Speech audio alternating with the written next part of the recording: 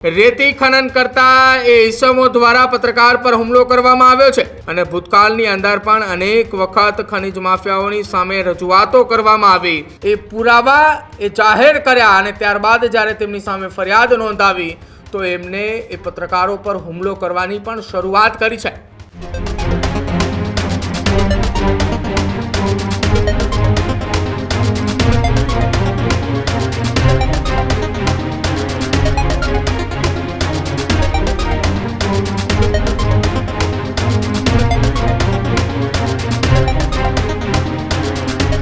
ભરૂચની અંદર ખનીજ માફિયાઓ બેફામ બનતા જોવા મળી રહ્યા છે। થોડા સમય પહેલા જ નર્મદા નદીની અંદર ખનીજ માફિયાઓ બેફામ બન્યા હોવાના દ્રશ્યો સામે આવ્યા હતા। જો કે હવે ખનીજ માફિયાઓએ ઝઘડિયાના એ આસપાસના વિસ્તારની અંદર ગેરકાયદેસર રેતી ખનન કરતા એ ઝડપાયા છે। ઝઘડિયા તાલુકામાં બેફામ બનતા ખનીજ માફિયાઓએ પત્રકાર પર હુમલો કર્યો છે। ગેરકાયદેસર રેત ખનન કરતા ઈસમોનો પત્રકાર પર હુમલો સામે આવ્યો છે। ઝઘડિયાના પત્રકારે ગેરકાયદેસર રેત ખનન બાબતે રેતી માફિયા વિરુદ્ધ એક ફરિયાદ કરી હતી। એ ફરિયાદની અંગત અદાવત રાખીને રેતી ખનન કરતા એ ઈસમો દ્વારા પત્રકાર પર હુમલો કરવામાં આવ્યો છે। ખનીજ વિભાગને આ સમગ્ર મામલે પત્રકારોએ સાથે મળીને રજૂઆત કરી। ત્યાં ખનીજ વિભાગે રેડ કરીને કુલ 55 લાખનો મુદ્દામાલ જપ્ત કર્યો।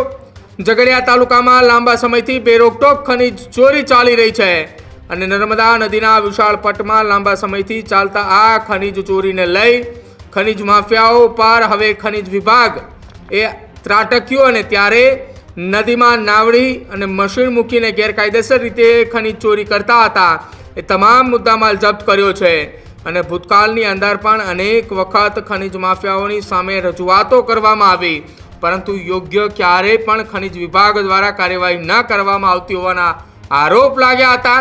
જો કે આ તમામની વચ્ચે હવે પત્રકારોએ ખનીજ માફિયાઓના એ પુરાવા એ જાહેર કર્યા અને ત્યારબાદ જ્યારે તેમની સામે ફરિયાદ નોંધાવી તો એમને એ પત્રકારો પર હુમલો કરવાની પણ શરૂઆત કરી છે। આ એ નર્મદા નદીના સૌથી મોટા એ પટાંગણ વિસ્તારની અંદર સૌથી વધુ ખનીજ ચોરી થઈ રહી છે।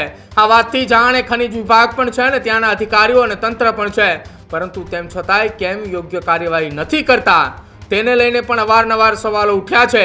ભૂતકાળની અંદર અનેક વખત સવાલો ઉઠ્યા હતા, ત્યારે ફરી એક વખત દક્ષિણ ગુજરાતના ખનીજ વિભાગના અધિકારીઓની સામે સવાલો ઉઠે છે કે આટલી મોટી નાવડીઓ અને મશીનો મૂકીને બેરોકટોક જો ખનીજ ચોરી ચાલે છે તો ખનીજ વિભાગના અધિકારીઓ ક્યાં ફરજ બજાવી રહ્યા છે અને શું એ કામગીરી કરી રહ્યા છે। સાંભળો એ પત્રકાર ઉપર જ્યારે હુમલો થયો તે દરમિયાન શું ઘટના બની હતી એ પણ। મારું નામ જયશીલ પટેલ છે, રાણીપુરા ગામનો વતની છું।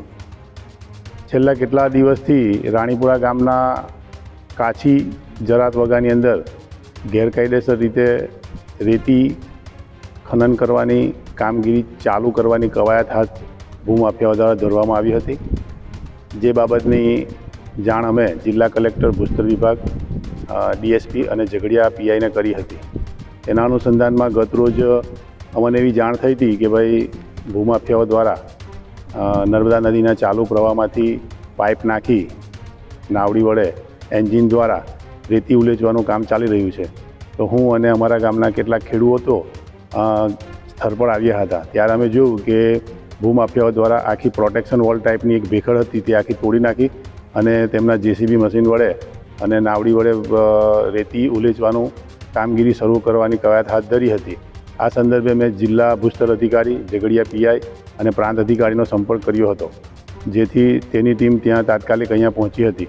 તે દરમિયાન આ જે ગેરકાયદેસર રીતે રેતી ખનન કરે છે તેઓ ગોવાલી ગામનો દેવાંગ ઉર્ફે લાલો ઈશ્વર પાટણવાડિયા નાઓ અહીંયા ધસી આવ્યા અને અધિકારીઓની હાજરીની અંદર મારી ગરદન પકડી લીધી અને મને જીવથી મારવાનો પ્રયાસ કર્યો। આશરે 45 થી 60 સેકન્ડ સુધી એણે મારી ગરદન પકડી લીધી હતી અને મારી સાથેના અન્ય લોકોએ મને બચાવવાનો પ્રયત્ન કર્યો હતો, જેથી હું વધુ મારમાંથી બચી ગયો હતો। ત્યારબાદ ભૂસ્તર વિભાગની ટીમ દ્વારા અહીંની જે ગેરકાયદેસર રીતે રેતી ખનન કરવાની પ્રક્રિયાની જે સાધન સામગ્રી હતી તેને જપ્ત કરી અને તેની આગળની કાર્યવાહી કરી 55 લાખ રૂપિયા જેટલા મુદ્દામાલ જપ્ત કર્યો છે।